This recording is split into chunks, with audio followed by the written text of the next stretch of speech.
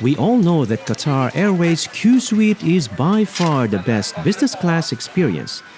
But what about the non-Q-Suite cabins? How does it stack up to Q-Suite? Hello travelers, welcome to my channel. In this video, I'm going to feature our business class experience with Qatar Airways from Doha to Male, flying with Boeing 777-300ER. This is not a Q-Suite cabin. But before showing you the seat amenities, allow me to show you the business class lounge at Doha Hamad International Airport. You must visit this lounge while traveling with Qatar Airways. If you're coming from the United States, you might have a 2 to 7 hours layover, and the lounge area is the best way to take a nap, relax, eat, or work. There are a lot of lounge areas in Doha Hamad International Airport, but find Al Morjan Lounge. I don't know if that's the right way to pronounce it. There are multiple signs inside the airport that will take you to the Al Morjan Lounge. The lounge is on the 3rd floor, and there is an escalator that will take you to the lounge bypassing level 2. Make sure you have your boarding pass handy, as you must show it before you take the escalator and before entering the lounge area. This is a huge lounge area, and the amenities are over the top. I don't believe there is such a lounge area in the US airport as big as this. There are a lot of beautiful seating areas in various shapes and sizes. Plus, most, if not all seats have charging ports for your electronics. I spoke to one of the workers and he told me that pre-pandemic, even though the lounge is pretty big, there are times of the day that the lounge is still full. There are also enclosed showers if you need to freshen up, but I didn't take any video.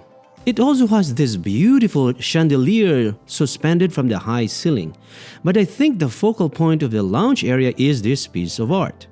I think this was intended to give a calming vibe. This water feature is so big, and look at the ceiling, it is made of reflective material. The reflection of the water below makes it look like there is also water above. On top of this relaxing space is the dining area. As you can see from this footage, the upper level is the dining area. You can take the elevator to the 4th floor or take the spiral staircase. The main reason not to miss this lounge is, of course, the food. The food option is top-notch. You get a variety of drinks, including mocktails. I mentioned it specifically because we don't drink alcohol. When it comes to food, it offers buffet dining, from hot meal choices to fresh sushi to vegan options. In addition to buffet dining, it also features an a la carte option. I tried some food from the buffet and ordered from the menu as well. I ordered the pan-grilled Thai sea bass with sesame ginger sauce, and it tastes so delicious.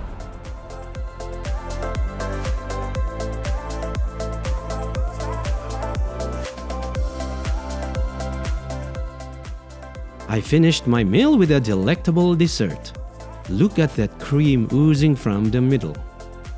After a few hours in the lounge area, followed by a few hours napping in a sleeping capsule, we headed to the gate for the last leg of our flight to the Maldives.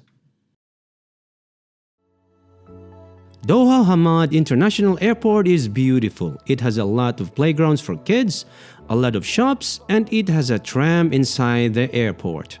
No wonder it is voted as the best airport in 2021 by Skytrax. By the way, if you're looking for luxury island destination ideas, hit the subscribe button. By doing so, you will help this channel grow. The Boeing 777-300ER aircraft we were flying has a first-class seats. I got an upgrade option when I was selecting our seats. I was almost tempted to upgrade, but I was pleased to have resisted the temptation because the first-class experience is not worth the price. This is the first-class cabin. It is just like a business class, just bigger seats, and you are seated so close to other passengers. So if you get an upgrade to first class, don't do it. That is, of course, you are flying the same seat configuration we flew with. On this flight, my wife and I were not seated together. I was sitting in 11K and she was sitting behind me, 12K. There are several versions of the Qatar Boeing 777-300ER. The older version has the 222 configuration, but this airplane is the upgraded version with a 121 configuration. But the seats are still a far cry from the privacy afforded in Qatar Airways Q-Suite. This seat configuration is so familiar to me because it's almost the same configuration and amenities of the Air France Boeing 777-200ER that we flew once during our trip to French Polynesia. This is a short flight, less than 5 hours, so the amenities you are getting is not as lavish as the long-haul flight in Q-Suite. Let me start by showing you the seat. The seat is comfortable and well padded, but the foam is a little bit harder than the Q-Suite seats.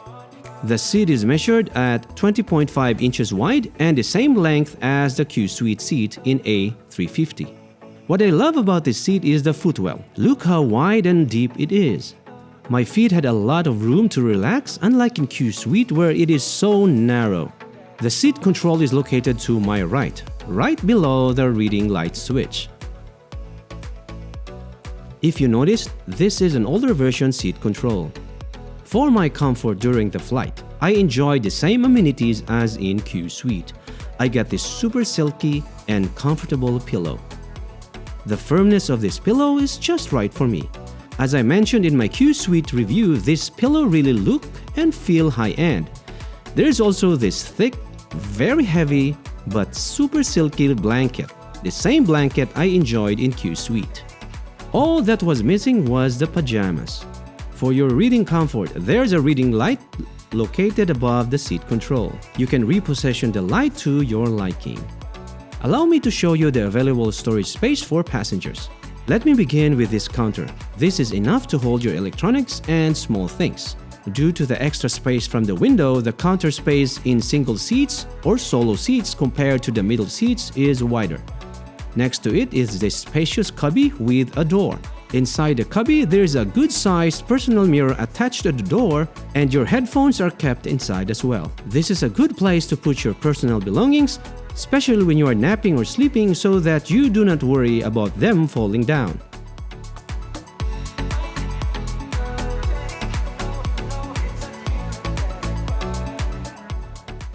Below the tray table is another storage space.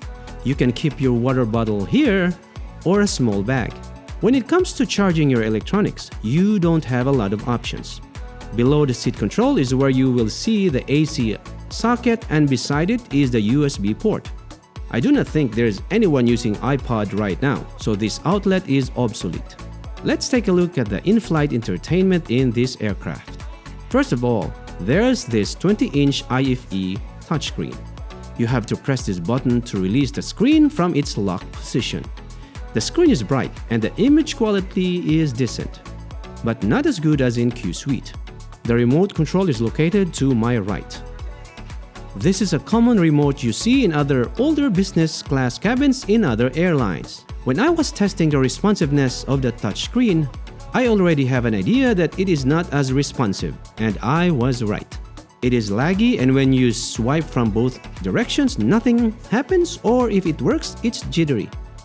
When you press to select, there is a short delay before it responds, or press harder or press multiple times for the system to respond.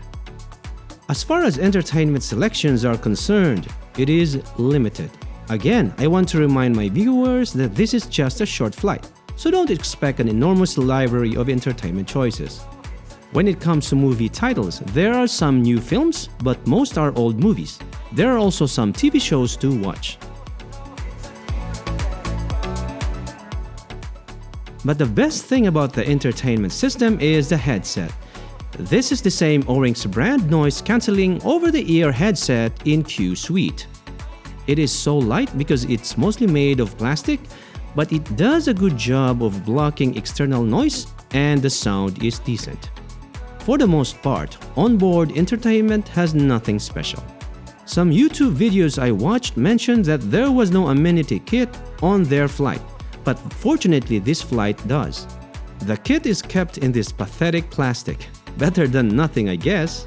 So let's check what's inside. You got an eye mask, the same one you get in Q-Suite, earplugs, and socks. That's about it. Let me now show you the food on board. When I got settled in my seat, I was offered a welcome drink. Unique to Qatar Airways is dining on demand. You set your time when you want to dine. The wine selection on this flight was not as extensive as our flight from LAX to Doha. But since I do not drink wine, they offer mocktails. Same selections as in Qsuite, which was awesome.